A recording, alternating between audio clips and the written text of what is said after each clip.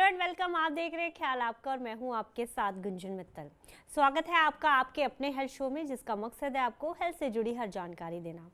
महिलाओं की जिंदगी में बहुत से उतार चढ़ाव आते हैं, इसके बाद भी वो पूरे घर की जिम्मेदारी संभालती हैं, पूरे घर का ख्याल रखती हैं, लेकिन इन्हीं जिम्मेदारियों को निभाते हुए वो खुद का ख्याल रखना भूल जाती हैं। आपको जानकर हैरानी होगी कि हमारे देश में ऐसी कितनी महिलाएं हैं जिन्हें महिलाओं में होने वाली बीमारियों के बारे में या उनसे जुड़े लक्षणों के बारे में कोई जानकारी नहीं है, जिसकी वजह से आज ब्रेस्ट कैंसर जैसी घातक बीमारी के मामले काफ़ी तेज़ी से बढ़ते जा रहे हैं।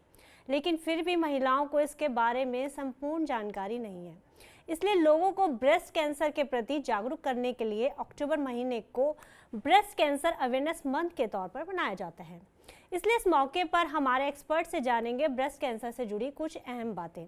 हमारे साथ इस पर बात करने के लिए जुड़े हैं सीके बिरला हॉस्पिटल से oncologist doctor Rohan Khandelwal. Doctor Rohan, आपका बहुत बहुत स्वागत है हमारे शो में। धन्यवाद Gunjan, thank you for inviting me और ये बहुत ही जरूरी विषय पे बात करने के लिए धन्यवाद। डॉक्टर, सबसे पहले तो मैं ये जानना चाहती हूँ कि आज ब्रेस्ट कैंसर के मामले इतनी तेजी से बढ़ते जा रहे हैं, तो आपको क्या लगता है इसके पीछे क्या वजह हो सकती है? गुंजन, इसके कई कारण हैं। पहली चीज तो आपको ये देखना है कि जो डायग्नोसिस है, आजकल जागरूकता बढ़ रही है, ज्यादा मरीज प्रॉब्लम के साथ सामने आ रहे हैं जी। एंड जो डायग्नोसिस की मोडालिटीज है वो इम्प्रूव हो गई है, इसलिए और मरीज पकड़ में आ रहे हैं। और इसके साथ साथ इंसिडेंस भी बढ़ता जा रहा है, जिसके कई कारण है। जो हमारा रहन सहन है, लाइफस्टाइल है, वो बदलता जा रहा है, ज्यादा वेस्टर्नाइज लाइफस्टाइल होता जा रहा है। तो इन सब रीजंस की वजह से ब्रेस्ट कैंसर का जो इंसिडेंस है वो देश में बढ़ रहा है। ओके डॉक्टर, ये भी बताइए कि ब्रेस्ट कैंसर अवेयरनेस मंथ का क्या महत्व है और आने वाले समय में ब्रेस्ट कैंसर कितना बड़ा खतरा बन सकता है? अक्टूबर को ब्रेस्ट कैंसर अवेयरनेस मंथ की तरीके से सेलिब्रेट किया जाता है एंड इसमें हमारा मकसद यही होता है कि हम ज्यादा से ज्यादा जागरूकता फैलाएं इस बीमारी के बारे में। बट मैं थोड़ा सा ज्यादा कहूंगा, मैं कहूंगा सिर्फ अक्टूबर ही नहीं, हमें इस बीमारी के बारे में पूरे साल जानकारी फैलानी चाहिए, बिकॉज ये अब सबसे कॉमन कैंसर हो गया है भारतीय औरतों के अंदर। जी। एंड अगर दुनिया में देखा जाए तो ये ओवरऑल सबसे कॉमन कैंसर हो गया है। जी। एंड ये कहा जा रहा है कि अगले कुछ 7-8 सालों के अंदर हर 8वीं इंडियन लेडी को, हर 8वीं भारतीय नारी को ब्रेस्ट कैंसर हो सकता है। जी। आप समझ सकते हैं ये बीमारी कितना कितनी ज्यादा फैलने वाली है। जी बिल्कुल, कितना गंभीर मामला है। साथ ही में अगर हम सर्वाइकल कैंसर की बात करें, वो भी बहुत ज़्यादा, आई थिंक सेकंड जो है वो जो रीज़न है डेथ्स का विमेन में, तो कितना बड़ा रीज़न मानते हैं आप ब्रेस्ट कैंसर को भी इसके लिए? तो देखिए, सर्वाइकल कैंसर कुछ साल पहले तक सबसे कॉमन कैंसर था, जो बच्चेदानी के मुंह का कैंसर है। बट उसके प्रति एक वैक्सीन आ गई है एंड उस वैक्सीन के कारण अब हम देख रहे हैं कि उसका इंसिडेंस कम होता जा रहा है। जी। ठीक है, अभी ब्रेस्ट कैंसर के प्रति कोई वैक्सीन नहीं है, कुछ ट्रायल्स चल रहे हैं पर कोई वैक्सीन नहीं है ब्रेस्ट कैंसर के प्रति। तो इसके लिए डेथ्स में कितना जिम्मेदार रहता है ब्रेस्ट कैंसर किसी महिला की मौत के लिए? देखिए, अगर कैंसर जल्दी स्टेज में पकड़ में आ जाता है तो अच्छी तरीके से ट्रीट हो सकता है। जैसे अगर स्टेज 1 या स्टेज 2 का कैंसर आता है ब्रेस्ट में, तो वो मोर देन 90% महिलाएं नॉर्मल जिंदगी जी सकती है इलाज के बाद। बट अगर स्टेज 3 या स्टेज 4 की बीमारी है जो लेट पकड़ में आ रही है, तो फिर उसके अंदर वापस आने का खतरा ज्यादा रहता है एंड जिसके कारण फिर मृत्यु भी हो सकती है। ओके डॉक्टर, ये भी बताइए कि ब्रेस्ट कैंसर की ही बात करें तो इसके कई प्रकार होते हैं, तो उनमें से सबसे कॉमन कैंसर कौन सा है हमारी भारतीय महिलाओं में? जी। जो छाती की नलियां होती हैं जिनसे दूध आता है, उनको डक्ट्स कहते हैं। तो ये कैंसर जो है कॉमनली उन्हीं डक्ट्स के अंदर चालू होता है, और ये जब डक्ट को चीर देता है तो उसको इन्वेजिव कैंसर कहते हैं। तो ये जो इन्वेजिव प्रकार का कैंसर है वो ही सबसे कॉमन कैंसर है भारतीय औरतों के अंदर। ओके हम ये सब जानते हैं कि जो ब्रेस्ट फीडिंग है वो ब्रेस्ट कैंसर के में मतलब उससे निजात दिलाने में एक बहुत अहम रोल अदा करती है। तो ब्रेस्ट फीडिंग जो या ब्रेस्ट मिल्क है वो कितना बड़ा जिम्मेदार है ब्रेस्ट कैंसर होने के लिए? नहीं जी, ब्रेस्ट कैंसर होने के लिए जिम्मेदार ब्रेस्ट मिल्क नहीं है। बट अगर कोई महिला ब्रेस्ट फीड करेगी तो उसके ब्रेस्ट कैंसर होने की संभावना कम हो जाती है। जी। देखिए, नेचर ने जो पर्पस है ब्रेस्ट का वो ब्रेस्ट फीडिंग के लिए है। तो अगर वो ब्रेस्ट फीडिंग की जाती है और अगर 1 साल से ज्यादा की जाती है तो ये देखा गया है कि उससे प्रोटेक्शन मिलती है ब्रेस्ट कैंसर के प्रति। ये 100% प्रोटेक्शन नहीं है, पर रिस्क जरूर कम होता है। जी। इसलिए ही हम इंकरेज करते हैं महिलाओं को कि वो कम से कम 6 मंथ्स to 1 year तक ब्रेस्ट फीडिंग करें। ओके डॉक्टर, ये बताइए कि ब्रेस्ट कैंसर के कौन से लक्षण हैं जिन्हें लेकर महिलाओं को सतर्क रहना चाहिए और किस उम्र में? जी, तो पहले मैं उम्र की बात करूंगा। आपने बहुत ही जरूरी सवाल रेज किया है। तो कई लेडीज को लगता है, औरतों को लगता है कि ये सिर्फ 40-50 साल के बाद होने वाली बीमारी है, पर ऐसा नहीं है। हम आजकल देख रहे हैं कि 20 साल की उम्र में भी, 30 साल की उम्र में भी छाती के कैंसर हो रहे हैं। So between 20s to 30s also we are seeing these cancers. So तभी कोई भी महिला जो 20-22 साल की उम्र से ऊपर है, उसको सतर्क रहना चाहिए कि उनको अगर छाती में कोई भी गांठ मिले तो उसको वो नजरअंदाज ना करें। अगर हम इसके लक्षण की बात करें तो सबसे कॉमन लक्षण है स्तन के अंदर गांठ होना। और ये जो गांठ होती है ये यूजुअली पेनलेस होती है, इसमें दर्द नहीं होता। ओके। एंड क्योंकि इसमें दर्द नहीं होता तभी महिला को ये जल्दी पकड़ में नहीं आती, तभी महिलाएं हमारे पास लेट आती हैं। तो अगर महिला को कोई भी ऐसी गांठ महसूस होती है जो एक पीरियड से ज्यादा उनके छाती में है या स्तन में है, जिसमें दर्द नहीं हो रहा, तो उनको एकदम से डॉक्टर के पास, एक्सपर्ट के पास जाना चाहिए। जी। इसके अलावा अगर निपल से खून आ रहा है, निपल से पानी आ रहा है, अगर छाती की जो खाल है वो मोटी हो गई है, संतरे के छिलके जैसी हो गई है, या निपल अंदर को चला गया है, या काक के अंदर, स्तन काक के अंदर या अंडर आर्म के अंदर गांठ आ गई है, तो ये भी कैंसर के लक्षण हो सकते हैं। डॉक्टर, मैं आपसे बहुत अहम सवाल जानना चाहती हूँ कि किन महिलाओं को ब्रेस्ट कैंसर होने की संभावना ज़्यादा हो सकती है और वो अपना बचाव इससे कैसे करें?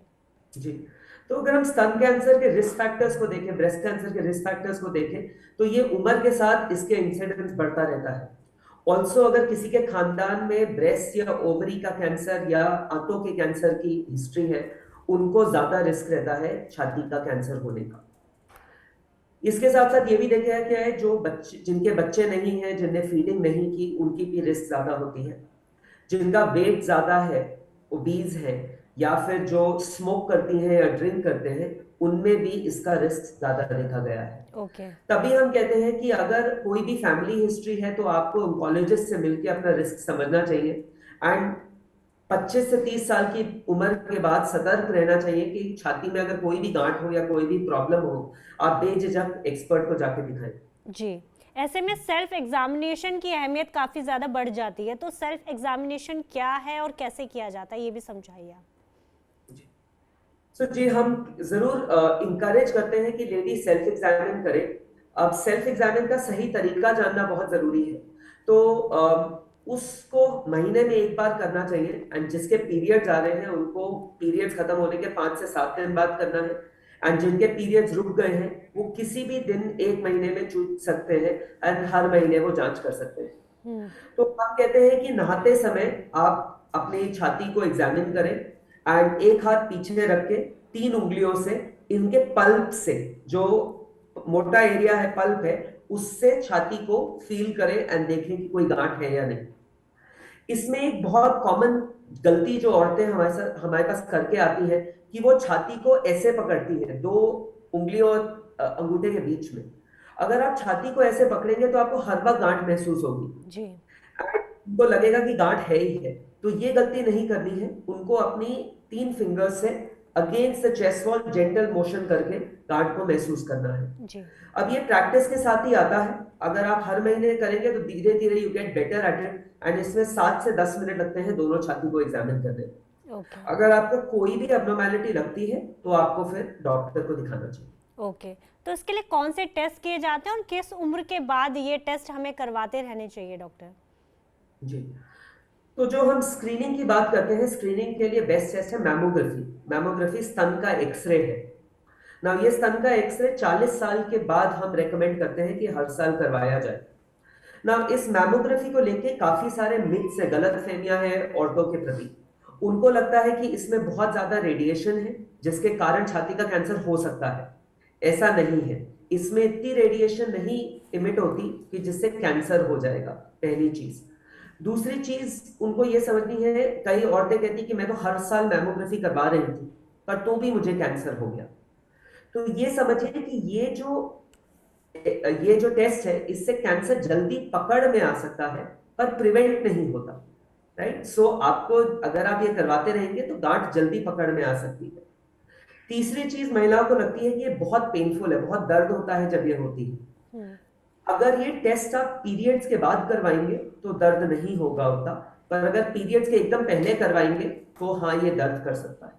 ओके डॉक्टर, इसके ट्रीटमेंट की भी बात कर लेते हैं, तो इसका ट्रीटमेंट क्या है? अर्ली स्टेज में अगर ये पकड़ में आ जाता है तो इसका ट्रीटमेंट क्या आसान है, और लेट स्टेजेस में क्या हमें ब्रेस्ट रिमूव करना पड़ता है इसमें? जी, सो मैं दो चीजें कहना चाहता हूँ कि अगर ये कैंसर जल्दी पकड़ में आ जाता है तो सबसे पहले एक तो छाती बच सकती है, हम सिर्फ गांठ को निकाल सकते हैं जिसको हम ब्रेस्ट कंजर्वेशन सर्जरी कहते हैं, ठीक है। और दूसरी चीज सबसे ज्यादा डर लगता है औरतों को कीमोथेरेपी से। तो अगर ये कैंसर जल्दी पकड़ में आता है तो कुछ ऐसा ग्रुप है पेशेंट्स का जिसमें हम कीमोथेरेपी भी अवॉइड कर सकते हैं, तभी जल्दी पकड़ने के इसके बहुत फायदे हैं। अगर ये कैंसर लेट पकड़ में आता है तो कीमो भी करनी है और अनफॉर्चुनेटली पूरी छाती भी निकालनी पड़ती है। ओके डॉक्टर, आपने कीमोथेरेपी की बात करी, तो क्या इसके साइड इफ़ेक्ट्स भी कुछ हो सकते हैं? तो उसके बारे में जानना चाहूँगी, किस तरह के साइड इफ़ेक्ट्स होते हैं और इसे कंट्रोल कैसे किया जाता है? जी, सो जी कीमोथेरेपी के शरीर पे साइड इफेक्ट जरूर होते हैं, पर ये सारे साइड इफेक्ट जो है इनमें मोस्टली रिवर्सिबल होते हैं। मतलब जब कीमो खत्म होती है तो वो साइड इफेक्ट भी ठीक हो जाते हैं। जी। इसमें सबसे कॉमन है बाल झड़ते हैं, वो बाल वापस आने स्टार्ट हो जाते हैं। कई लोगों के नाखून थोड़े से काले पड़ने लग जाते हैं, उनका रंग और त्वचा का रंग भी वापस कीमो होने खत्म होने के बाद आ जाता है। हाथ पैर में झंझनाहट होना, थोड़ा सा उल्टी जैसा लगना या दस्त लगने, ये सारे कॉमन साइड इफेक्ट्स हैं कीमोथेरेपी के। पर इन सब के प्रति दवाइयां हैं और ये सारे रिवर्सिबल साइड इफेक्ट्स हैं, मतलब जब कीमो खत्म होती है ये साइड इफेक्ट्स भी थम जाते हैं। ओके, तो इलाज के बाद जो है वो महिला एक नॉर्मल जिंदगी जी सकती है? एब्सोल्युटली। ओके डॉक्टर, ये भी समझाइए कि महिलाएं, हम सब जानते हैं कि घर घर की नींव होती हैं, ऐसे में अगर उस महिला को या उस नींव को कुछ हो जाए तो मेंटली एक फैमिली पे कैसा असर पड़ता है, और इस तरह इस जो मेंटल प्रेशर है इसको कैसे मैनेज किया जाए? आपने बहुत अच्छी बात कही गुंजन। देखिए अगर जो घर की लेडी है उसको कोई भी बीमारी होती है तो पूरी फैमिली अफेक्ट होती है। एंड इसलिए हम कहते हैं कि सपोर्ट सिस्टम बहुत जरूरी है। जी। तो पहले दिन जब हम मरीज से मिलते हैं, हम उनकी फैमिली से भी मिलते हैं, हम यही समझाते हैं कि उनका सपोर्ट और उनका जो they are the pillar of strength, तो उनको उनके साथ खड़े रहना पड़ेगा पूरे इलाज के दौरान, तभी ये बीमारी से आसानी से निकल सकती है पूरी फैमिली और वो लेडी। जी बिल्कुल। डॉक्टर, ये भी समझाइए कि कई बार अगर लेट स्टेज में पहुंच जाए कैंसर, तो वो क्या और पार्ट्स में बॉडी के फैल सकता है? जी, स्टेज 4 होता है कि वो अगर शरीर में फैल जाए कैंसर, अगर वो कैंसर शरीर में फैल जाता है तो हम अनफॉर्चुनेटली उसको जड़ से नहीं निकाल सकते, हम उसको बस उसको दबा सकते हैं, पर वो वापस जरूर आता है। तो तभी जल्दी पकड़ने का महत्व है। That is what we are trying to do by creating more awareness. जी, तो इस जो हम अवेयरनेस मंथ सेलिब्रेट कर रहे हैं उसके मौके पर आप हमारे जो दर्शक हैं उनको क्या मैसेज देना चाहेंगे? देखिए, मैं लेडीज को यही मैसेज देना चाहूंगा कि ये बीमारी काफी बढ़ती जा रही है तो they should know about it. जागरूकता होनी बहुत जरूरी है। एंड जो भी इसके बारे में जानता है लेडी, मेरी उससे दरख्वास्त है कि वो एक या दो औरतों को और इसके बारे में बताए, चाहे वो उनके घर की मेड हो या उनके पेरेंट्स हो या उनके कोई रिश्तेदार हो। इसी से अवेयरनेस फैलेगी एंड इसी से हम इस बीमारी को जल्दी पकड़ में आ सकते हैं। और अगर जल्दी पकड़ में आएगा तो इसका इलाज हो सकता है और उसके बाद नॉर्मल जिंदगी भी हो सकती है। जी डॉक्टर, आपका बहुत बहुत शुक्रिया हमारे साथ जुड़ने के लिए और हमारे तमाम सवालों के जवाब देने के लिए। Thank you so much doctor. Thank you धन्यवाद। तो ब्रेस्ट कैंसर अवेयरनेस मंथ के मौके पर डॉक्टर ने हमें बताया कि किन महिलाओं को इसके होने का खतरा ज़्यादा रहता है और उन्हें क्या सावधानियां बरतनी चाहिए। लेकिन इसी के साथ ही हर महिला को इस बीमारी के प्रति जागरूक रहना चाहिए और अपने शरीर में दिखाई देने वाले किसी भी तरह के बदलाव को ज़रूर पहचानना चाहिए और अपने डॉक्टर से ज़रूर बात करनी चाहिए। आज के लिए बस इतना ही। अब हमें दीजिए इजाज़त, हम फिर हाजिर होंगे अपने नए गेस्ट के साथ और हेल्थ से जुड़ी नई जानकारी के साथ। तब तक आप स्वस्थ रहिए और अपना और अपनों का ध्यान रखिए। चलते चलते हम आपको बताना चाहते हैं TV9 डिजिटल के न्यू इनिशिएटिव TV9 वैन के बारे में। आखिर क्या इनिशिएटिव, आइए देखते हैं इस छोटी सी वीडियो में। Today, doctors are busier than ever providing care and advice to patients. And the reality is that an average patient now spends much more time in the waiting room than in the doctor's chamber. With such a captive audience, it's time to put their wait time to good use. Introducing TV9 Waiting Area Network that provides premium patient engagement experience through engaging and informative videos. These videos are created keeping in mind an Indian patient seeking medical attention. TV9 Waiting Area Network provides a perfect platform for educating the patients on everything a doctor's practice has to offer while elevating the doctor's brand at the same time. As a doctor, all you need is to have Wi-Fi at your clinic and we'll take care of the rest. We provide you with a TV, a media player, your clinic profile, and a playlist customized as per your practice. Combine all this with the regular news updates from TV9 and you have an awesome branding and marketing tool for your clinic. Write to us at van@tv9.com and we'll get in touch with you to set up our solution at your premises.